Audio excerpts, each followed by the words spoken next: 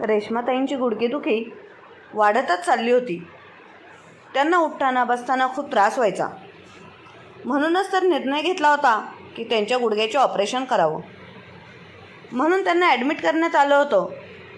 आणि म्हणूनच पायलच्या सासूला हॉस्पिटलमध्ये तिच्या गुडघ्यावर शस्त्रक्रिया करण्यात आली होती. हॉस्पिटल पायलच्या माहेरच्या घराजवळ होतं आणि पायलच्या सासरच्या घरापासून लांब होतं. पायल ही सासूची एकुलती एक सून होती. दवाखान्यात आणि घरातील सतत फेऱ्यांमुळे पायलला खूप त्रास होत होता. ती आणि पायलच्या सासरच्या घरापासून लांब होतं.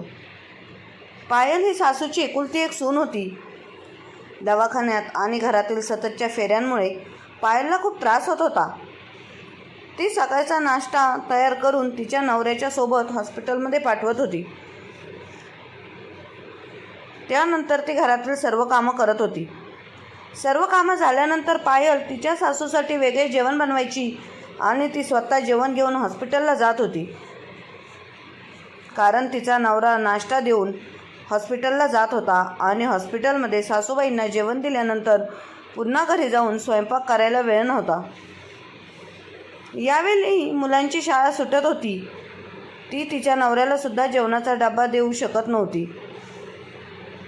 2 दिवस जेवण बाहेरून ऑर्डर करत होते. दुपारचे खाऊन झाल्यावर ती मुलांची गृहपाठ व इतर कामे करायची आणि मग रात्रीच्या जेवणाच्या तयारीला लागायची. रात्रीच्या वेळी डॉक्टरांनी फक्त चपाती आणि भाजी जेवणासाठी लिहून दिले होते. त्यामुळे तिला 2 प्रकारचे जेवण बनवण्याची गरज नव्हती. त्यामुळे ती रात्रीचे जेवण आरामात बनवत होती. पण नंतर पायलला ते जेवण हॉस्पिटलमध्ये घेऊन जावे लागत होते. तिचा नवरा ऑफिस सुटल्यानंतर सरळ हॉस्पिटलमध्ये जात होता आणि हॉस्पिटलमध्ये पायलची वाट बघत असे. ती जेवण देऊन घरी येत होती. पायलचा नवरा रात्री हॉस्पिटलमध्ये थांबत होता आणि सकाळी उठून तो घरी येत होता. घरी आल्यानंतर पुन्हा तो नाश्ता घेऊन हॉस्पिटलला जात होता आणि तिथूनच तो ऑफिसला जात होता. हॉस्पिटल आणि घरामध्ये खूप अंतर असल्याने पायलला खूप अडचणींना सामना करावा लागत होता. आणि त्यासोबतच पायल, तिचा नवरा आणि तिच्या मुलांना रोज बाहेरून जेवण मागवावे लागत होते. पण बाहेरचे जेवण किती दिवस जेवणार? पायलचे माहेरचे घर हॉस्पिटलच्या अगदी जवळ होते. त्यामुळे पायलची आई म्हणाली की तुला येण्या जाण्यामध्ये खूप त्रास होत आहे आणि किती दिवस बाहेरचे जेवण खाणार तू? तुला आणि तुझ्या नवऱ्याला बाहेरचे जेवण चालेल, पण रोज बाहेरचे जेवण मुलांसाठी चांगलं नाही. तू एक काम कर, दुपारी जेव्हा तू तुझ्या सासूबाईंसाठी खिचडी बनवून हॉस्पिटलला येतेस त्याच्यानंतर तू तुझ्या घरी न जाता इथे ये. आणि जर तू मुलांच्या शाळेच्या बसला काही दिवस इथे सोडायला सांगितलं तर तू आणि मुलं तुमचं जेवण इथेच होईल आणि तुम्हाला आरामही मिळेल. मी माझ्या सुनेला सांगेन तुला आणि मुलांसाठी दुपारी जेवण बनवायला. यावर पायल म्हणाली, नाही आई, वहिनीला का त्रास द्यायचा? मी माझ्या अडचणी तिच्या डोक्यावर का ठेवू? ते जसे आहे तसे चालू दे. काही दिवसांचीच गोष्ट आहे, मग सर्व काही ठीक होईल. यावर आई म्हणाली, पण तुझ्या तब्येतीची काळजी घेणे देखील महत्त्वाचे आहे. तुझी तब्येत बरी नसेल तर तू इतरांची काळजी कशी घेणार? आणि तुझ्या वहिनीला कसला त्रास होईल? ती रोज जेवण बनवते आणि त्यात तुझं आणि 2 मुलांसाठी जेवण बनवलं तर तिला वेगळे कष्ट करावे लागणार नाही.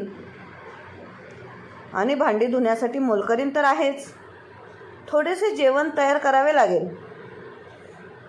यामध्ये काही अडचण नाही, तू येत जा. आणि इतका विचार करू नकोस, तुलाही विश्रांती मिळेल. एवढ्या लांब ये जा करत आहेस, इथे थोडी विश्रांती घेऊन संध्याकाळी आरामात घरी जा. आईच्या सांगण्याप्रमाणे पायल दुपारी घरी आली. तिने तिथे पोहोचून दोन्ही मुलांनाही तिथे बोलावले. ललिता वहिनीनेही सगळ्यांसाठी जेवण बनवले होते. 2 दिवस ललिता वहिनीने जेवण बनवून त्यांना जेवायला दिले. आणि तिसऱ्या दिवशी वहिनी आवाज करू लागली आणि म्हणाली की पायलची सासू आजारी आहे, मग मी काय करू? मी काय पायलचा ठेका घेतला नाही. मी माझे घरचे काम सांभाळते आहे आणि तिच्या सासरची कामेसुद्धा करत आहे. माझंही स्वतःचा जीव आहे. ती तुमची मुलगी आहे. तुम्ही बघा काय करायचं ते. तुम्ही माझ्याकडून अशी अपेक्षा ठेवू नका. मी इतकं काम करणार नाही. वहिनींनी पायलसमोर या सर्व गोष्टी सांगितल्या. पायलला खूप वाईट वाटलं होतं. ती आईला म्हणाली, आई, वहिनी बरोबर बोलत आहे. मी माझ्या घरूनच येऊन जाऊन काम करेल. 2-4 दिवसांची गोष्ट आहे. मग आई घरी येतील. पायलच्या भावाने हे ऐकल्यावर पायलला वाईट वाटू नये म्हणून त्याने पायलला समजावले.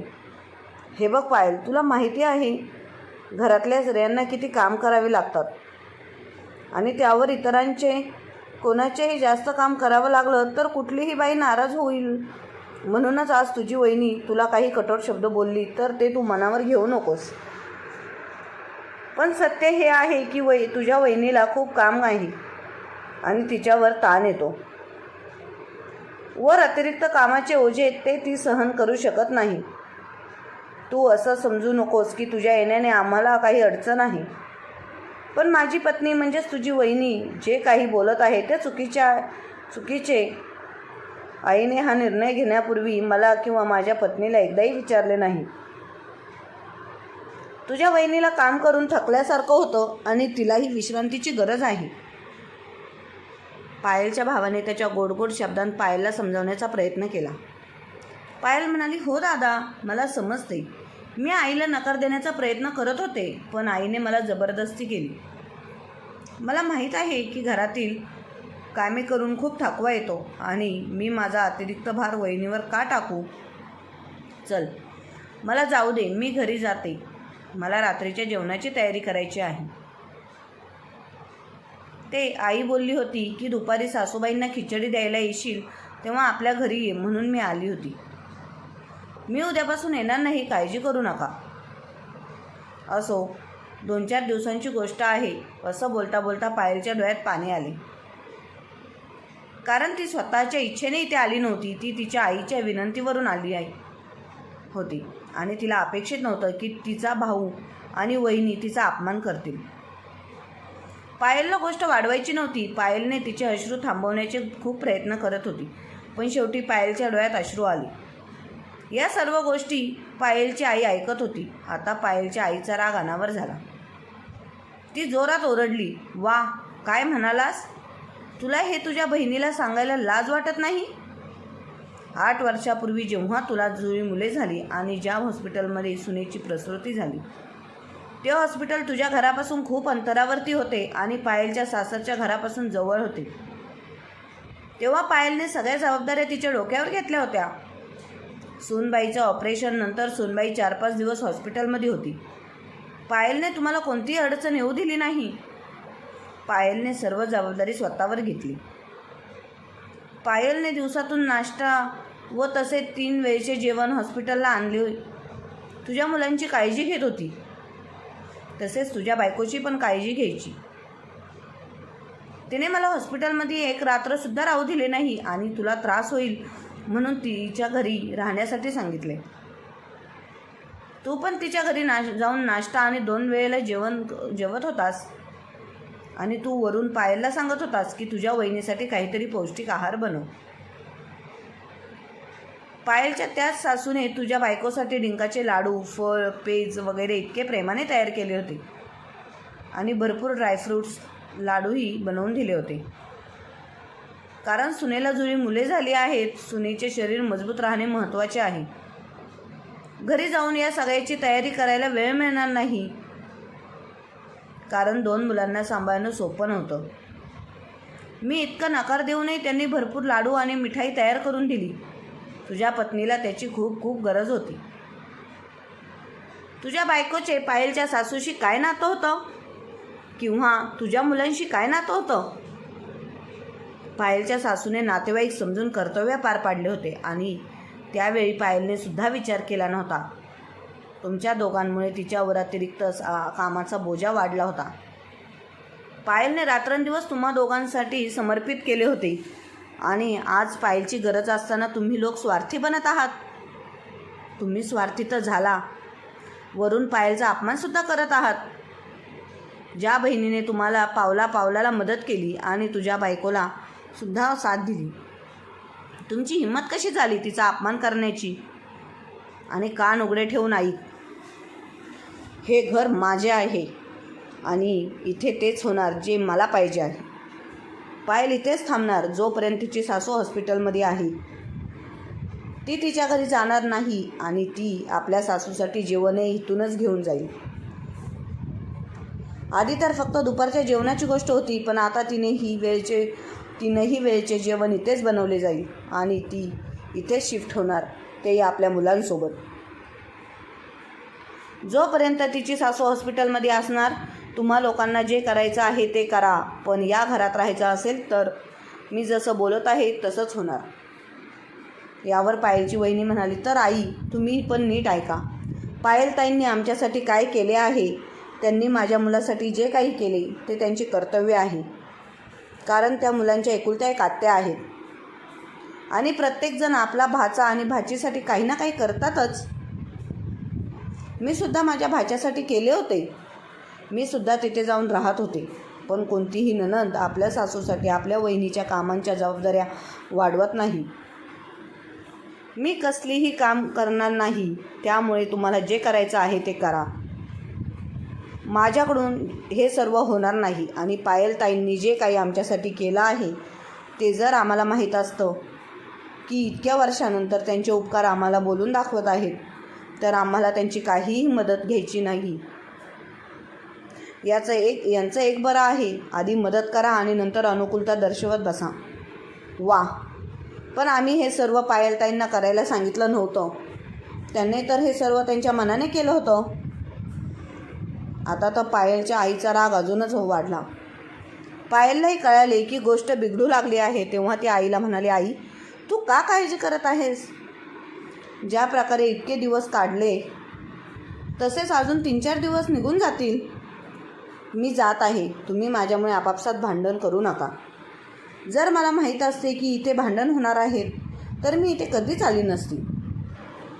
यावर आई म्हणाली, आता तर तू इथेच राहणार.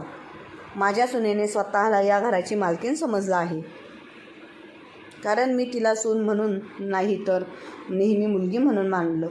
पण ती विसरत आहे की या घरची मालकीण अजूनही मीच आहे आणि या घरात तेच होणार माझी इच्छा असेल. तिच्या वायफळ गोष्टींचा माझ्यावर काहीच फरक पडणार नाही. तिच्या माहेरच्या लोकांनी आपलं मूल झाल्यावर सुद्धा निदान बघणं योग्य समजले नाही आणि सरळ पहिल्या वाढदिवसाला आले आणि अशा वेळी सुनेसोबत प्रत्येक वेळी मी एका पायावर उभी राहिली. आणि आज ज्या नंदेने प्रत्येक वाईट वेळी हिची साथ दिली, आता तीच नणंद ओझं वाटत आहे, कारण आज तिच्यावर समस्या उद्भवली आहे. तिची हिंमत कशी झाली स्वतःला या घरची मालकीण समजण्याची? सुनबाई, एक गोष्ट नीट कान उघडून ऐक. हे घर पायलच्या वडिलांनी बांधले आहे आणि या घरावर पायलचाही तितकाच हक्क आहे जितका तुझा आणि तुझ्या नवऱ्याचा आहे. त्यामुळे पायलला कोणाचीही परवानगी घेण्याची गरज नाही. या घरात पायलचा अगदी बरोबरीचा हक्क आहे. जर माझी इच्छा असेल तर या घराचा संपूर्ण ताबा मी तिला देऊ शकते, कारण हे घर अजूनही माझ्या नावावर आहे. त्यामुळे माझ्यासोबत उगाचच भांडण करू नकोस. यावर पायलची वहिनी म्हणाली, हो का आई, तुम्ही आता इथपर्यंत विचार केलात तर ठीक आहे. यापुढील सर्व काम आपल्या मुलीकडूनच करून घ्या. आमच्याकडून काहीही अपेक्षा ठेवू नका. पायलला समजत होते की गोष्ट खूप वाढली आहे आणि ती आपल्या आईला शांत करण्याचा प्रयत्न करत होती, पण आज तिची आई शांत होणारी नव्हती. त्या पायलला म्हणाल्या, तू गप्प राहा, मध्ये बोलण्याची काहीच गरज नाही. आज मी या लोकांना त्यांची लायकी दाखवूनच राहणार. या लोकांनी स्वतःला काय समजलं आहे? मुलगा आणि सूनला म्हणून काय झालं? माझ्या डोक्यावर येऊन नाचतील का? आणि हो सूनबाई, काय म्हणालीस तू? पुढची काम पायल करून घेऊ तर ती करेल, कारण मला तुझ्याकडून काही अपेक्षा दिसत नाही. पाहिली मी तुझी लायकी. आणि हो, या घरात राहायचं असेल तर माझ्या हिशोबाने राहावं लागेल, नाहीतर स्वतःचे कपडे गुंडाळून घे आणि या घरातून बाहेर ने. आम्हाला तुझी काहीच गरज नाही. हे ऐकून पायलचा दादा आणि वहिनी आश्चर्यचकित झाली की तिच्या सासूबाई अशा कशा बोलू शकतात. पण पायलची वहिनी एकुलती एक सून होती आणि तिलाही अहंकार होता आणि स्वतःला घरची मालकीण समजून बसली होती. तिला वाटत होते की सासूबाई रागात बोलत आहेत, पण त्या जे काही बोलत आहेत तसे काहीही होणार नाही. तेव्हा ती परत स्वतःचा राग दाखवत म्हणाली, ठीक आहे आई, मग तुम्ही तुमची क्रियाविधी पायलताईंकडून करून घ्या. आमच्याकडून म्हणजेच माझ्याकडून आणि माझ्या नवऱ्याकडून काहीही अपेक्षा ठेवू नका. आता तर सुनेने जरा जास्तच बोलले होते, जे ऐकून पायलला सुद्धा राग आला आणि पायल म्हणाली, वहिनी स्वतःची झेप सांभाळून बोल, जीभ सांभाळून बोल. यावर तिची वहिनी म्हणाली, तू आम्हा दोघांमध्ये पडू नकोस. आता तर पायलच्या आईला कळाले होते की त्यांची सून लीडर झाली आहे आणि तिला या गोष्टीचा जास्तच अहंकार आहे की ती एकुलती एक सून आहे. पायलची आई म्हणाली, ठीक आहे, आता स्वतःची बॅग भर आणि माझ्या घरातून बाहेर जा. आणि हो, माझ्या क्रियाकर्माची चिंता तुला आणि तुझ्या नवऱ्याला करायची काहीच गरज नाही. आणि नाही ओझं मी पायलवर टाकेल, कारण यात पायलची काही चूक नाही. आणि नातीने या घरावर कधी स्वतःचा हक्क दाखवला ती तर माझी जिद्द होती आणि तू हा गैरसमज करून घेऊ नकोस की माझ्या विधी पूर्ण होणार नाही. ज्या लोकांचं कोणी नसतं त्यांची विधी होत नाहीत का? कधी ऐकलं आहे का की या व्यक्तीचे अंतिम संस्कार झाले नाहीत? जर कोणाचं कोणी नसतं तर सरकार त्यांचा अंतिम संस्कार करतो. त्यामुळे मला तुझ्याकडून काही अपेक्षा नाही. आणि हो, आज तू मात्र तुझा खरा चेहरा दाखवलास. बरं झालं, वेळेतच मला तुझ्या खऱ्या गोष्टी कळाल्या. आता माझ्या घरात तू कधीच दिसता कामा नाही. त्यामुळे लगेचच या घरातून निघ आणि परत या घराकडे पाहण्याचा प्रयत्नही करू नकोस. पायलच्या भावाला असे सर्व होईल असे वाटले नव्हते. त्याला तर वाटले होते की आई घाबरून जाईल आणि स्वतःचा निर्णय बदलेल. पण इथे तर फासे उलटे पडले होते. आता त्यांना कळून चुकले होते की ते आईसोबत जितके भांडतील तितके त्यांचे नुकसान होईल. त्यामुळे तो जोरात पायलवर ओरडला की तुला जे काही करायचं होतं ते तू केलं.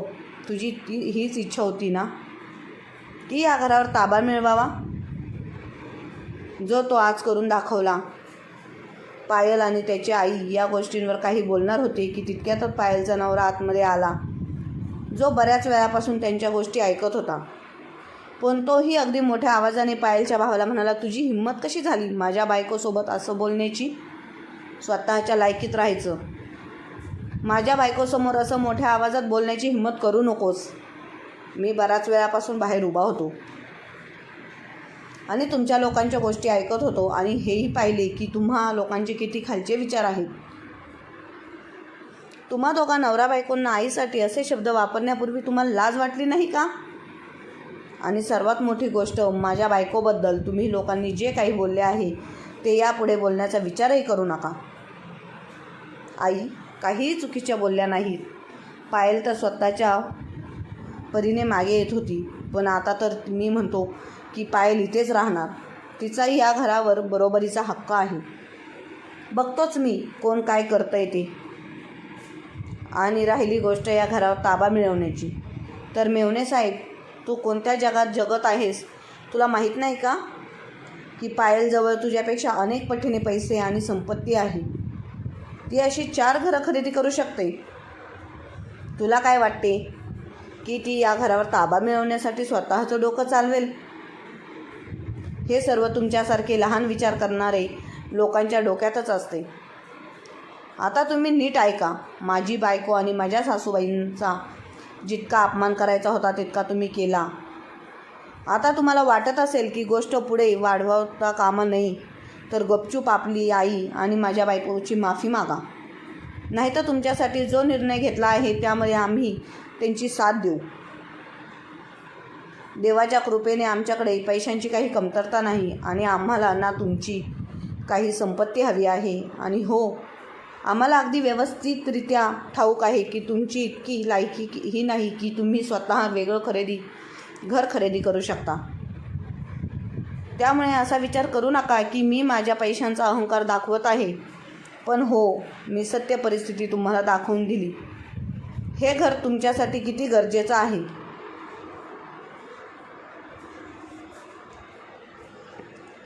हे तुम्हालाही माहीत आहे. तुझ्या बायकोला 2-4 दिवस कोणासाठी जेवण बनवावे लागले तर तिला इतका त्रास झाला की गोष्ट इथपर्यंत वाढली. नंदेने जर वहिनीसाठी केले तर तिचे कर्तव्य आणि वहिनीने नंदेसाठी केलं तर तिच्यावर ते ओझं. वा, खूप चांगले नियम आहेत तुमचे. तुमच्या इथे तर पायल वेडी निघाली की ती सर्वांबद्दल इतका विचार करते. नाही तर आजच्या काळात सर्वजण आपापला विचार करून मोकळे होतात आणि पायल इतकी वेडी आहे जी इतक्या वेळापासून तुमच्या वायफळ गोष्टी ऐकत आहे. जर तिच्या जागी मी असतो तर तुम्हाला तुमची लायकी दाखवण्यासाठी 2 मिनिटंसुद्धा लागले नसते. माझ्यासाठी माझी आई आणि माझी बायको आणि मुलं यापेक्षा मोठं कोणी नाही आणि यांचा अपमान मी अजिबात सहन करणार नाही. आणि तू तर तुझ्या बायकोसोबत आपल्या आईचा सुद्धा अपमान केला. तुम्ही दोघेही लगेचच माझ्या बायकोची आणि तुमच्या आईची माफी मागा, नाहीतर या घरातून निघून जा. ज्या प्रकारे सांगितले त्या प्रकारे त्यांची साथ देण्यासाठी मी आणि पायल आहोतच. आता पायलच्या भावाला आणि वहिनीला कळाले होते की जर त्यांनी अजून काही विषय वाढवण्याचा प्रयत्न केला तर त्यांचेच नुकसान होईल. त्याने गपचूपपणे बहिणीची आणि आईची माफी मागितली. यानंतर पायलचा नवरा म्हणाला, चल बाहेर, आपल्याला आपल्या घरी जायचे आहे. माझे डॉक्टरांसोबत बोलणे झाले आहे. मी आईला घरी शिफ्ट करून घेत आहे. 1 आठवड्यातच एक नर्सही आपल्या घरी आईची काळजी घ्यायला येईल. डॉक्टर 2-4 दिवसांनी चेकअप करायला घरी येतील आणि आवश्यक औषधेही देतील. आता तुला हॉस्पिटलमध्ये आणि घरी धावत फिरायची गरज नाही. तू घरातच आईची काळजी घेऊ शकतेस. त्यामुळे लवकर घरी चल. मी आईला घेऊन हॉस्पिटलमधून घरी येतो. तोपर्यंत तू आईसाठी राहण्याची तिची खोली तयार कर. त्यानंतर पायलचा नवरा आपल्या सासूला म्हणाला, आई, तुम्ही असं समजू नका की आज जे काही झालं त्यानंतर मी आणि पायल तुमच्यावर रागवेल. मी आजही तुमचा जावई आहे आणि नेहमीच राहील. तुम्हाला जेव्हाही आमची गरज वाटेल तेव्हा फक्त एक फोन करा. मी आणि पायल तुमच्यासाठी लगेच हजर होऊ. तुम्ही स्वतःला कधीही एकटं समजू नका. तुमचा हा मुलगा तुमच्यासाठी नेहमी उभा असेल आणि तुम्हीही अधूनमधून आमच्या घरी येऊन राहू शकता. कारण आईवडिलांची सेवा करणे मुलीचे कर्तव्य असते. तुम्ही हा विचार करू नका की मुलीच्या घरी कसं जाऊ. तुम्हाला तर माझ्या आईचा स्वभाव माहीत आहे. तुम्ही जर तिथे आलात तर माझ्या आईला खूप आनंद होईल. तेव्हा पायलची आई म्हणाली, हो बाळा, मला माहीत आहे. तुझ्या आई एवढी मी भाग्यशाली नाही. मला तर असला मुलगा आणि असली सून मिळाली आहे ज्यांना 2 दिवस नंदेला खायला घालणं भारी वाटलं. मग त्यांच्याकडून अजून काय अपेक्षा करू शकतो. तुम्ही चला पुढे आता. आईला घेऊन घरी जा. मी त्यांना भेटण्यासाठी उद्या येते. आणि तुम्ही चिंता करू नका. तसंही या घरची मालकीण मीच आहे आणि या घरात तेच होणार जे काही माझी इच्छा असेल. त्यामुळे तुम्ही अगदी निश्चिंतपणे जा. इथली काहीही काळजी करू नका. तर मित्रांनो, वाईट प्रसंगी एकमेकांची साथ देणे खूप गरजेचे असते. अशा वेळेस एकमेकांची खुसपट काढून एकमेकांवर रागवण्यात काहीच अर्थ नसतो. यामुळे नाती तुटू शकतात आणि एकमेकांवरचे मन उडून जाते. त्यामुळे अशा प्रसंगांना वेळीच आपले कोण आणि परके कोण या गोष्टीची खरी ओळख कळते, जे आज पायलला आणि तिच्या आईला कळाले होते. आपले खऱ्या आयुष्यात मित्रांनो, आपल्यावर जेव्हा वाईट वेळ येते ना, तेव्हाच आपले माणसं कोण आणि परकी कोण हे आपल्याला बरोबर कळते. मला काय वाटते, तुम्हाला काय वाटते ते कमेंट बॉक्समध्ये नक्की कळवा. आणि हो, आत्ताची गोष्ट चांगली आवडली असेल तर शेअर, सबस्क्राईब नक्की करा. धन्यवाद.